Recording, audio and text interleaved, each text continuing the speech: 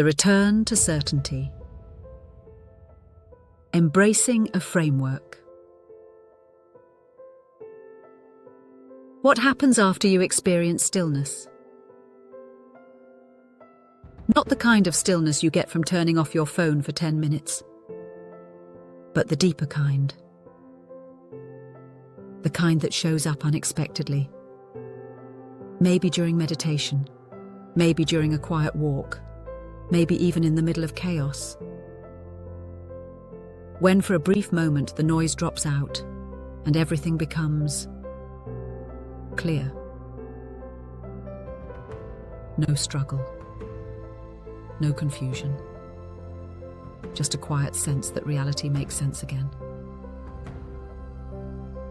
If you've ever touched that kind of stillness, something interesting tends to happen next. You want it back.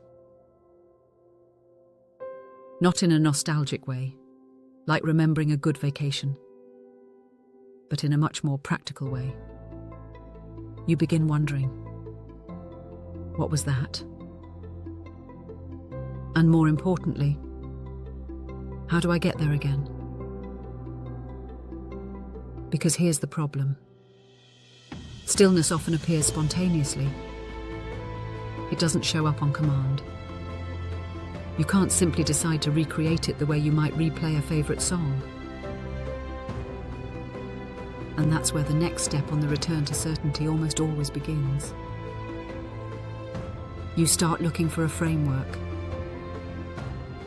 A framework is simply a tested way of understanding what happened and how to move toward it again. And historically, the frameworks people adopt tend to look surprisingly similar. They almost always involve pairs of opposites. Good and evil. Suffering and the end of suffering. Ignorance and understanding. Confusion and clarity. Why opposites? Because the moment of stillness suddenly makes one side of the equation visible. If you've been living in confusion and you glimpse clarity, even briefly, you immediately recognize the difference. The contrast becomes obvious. And once you see that contrast, the direction of travel becomes clear. You naturally begin trying to cultivate the positive side of the pair. More clarity, less confusion, more compassion, less harm, more understanding, less ignorance. This is why so many people, after contacting stillness, eventually gravitate towards some form of religious or philosophical tradition. Not because they suddenly want dogma, but because these traditions contain maps that others have already tested. Buddhism speaks about suffering and liberation. Christianity speaks about sin and redemption.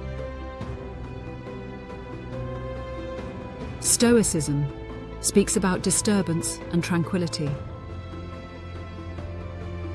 Different languages, different cultures, but the same basic structure. Recognizing opposites and orienting one's life toward the constructive side. Think of it like learning to navigate.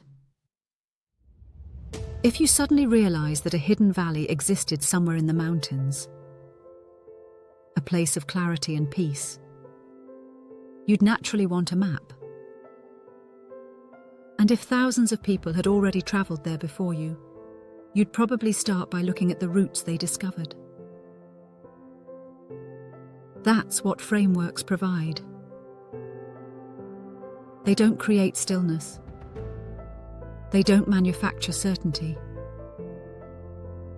But they offer tested pathways that help seekers return to what they briefly glimpsed. Practices. Concepts. Ethical disciplines. Meditation techniques. All of these become tools aimed at one goal: stabilizing that moment of clarity so that it becomes something more than a passing experience. Of course, no framework is perfect. Every map simplifies reality. Every tradition reflects the culture that produced it. But the key point is this: after contacting stillness, doing nothing is rarely satisfying. Once you've seen that clarity is possible, the search naturally shifts from "does certainty exist?" to "how do I return to it?"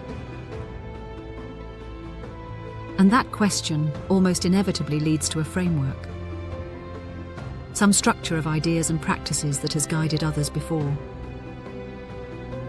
Because stillness, once encountered, changes the entire game. It turns doubt into curiosity. It turns confusion into investigation. And it sets the seeker on a path that countless people throughout history have walked before.